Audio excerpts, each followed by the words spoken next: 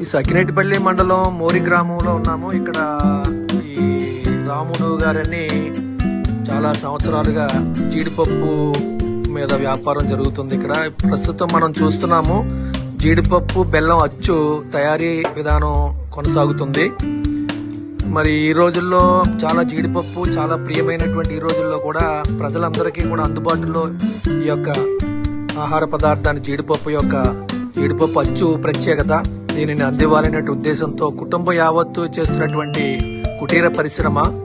ప్రస్తుతం మనం చూస్తున్నాము జీడిపప్పుని బెల్లంలో తగు పాళ్లలో బెల్లాన్ని దాన్ని అచ్చు వేసేటువంటి విధానం సాగుతుంది ఇక్కడ.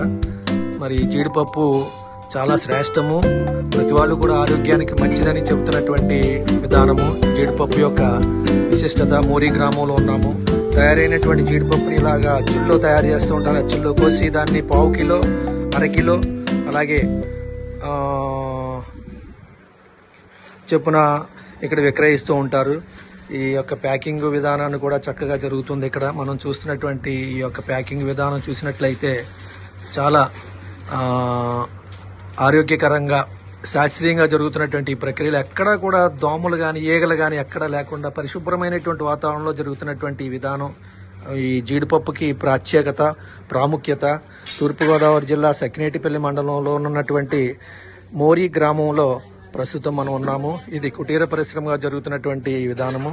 ఎవరైనా సరే మలికిపురానికి అతి తక్కువ చేరువలో ఉన్నటువంటి దూరంలో ఉన్నటువంటి ఈ మోరీ గ్రామాన్ని కూడా సందర్శించి మరి రాముడి గారిని వారి గృహంలోనే జరుగుతున్నటువంటి కుటీర పరిశ్రమ ఇది.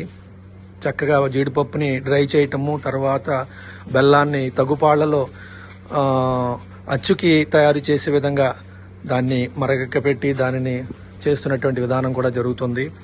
మరి మోరి గ్రామం నుండి ఈ యొక్క రాముడి గారి గృహం నుండి చేస్తున్నటువంటి ఈ విధాన ప్రక్రియను వీక్షించండి.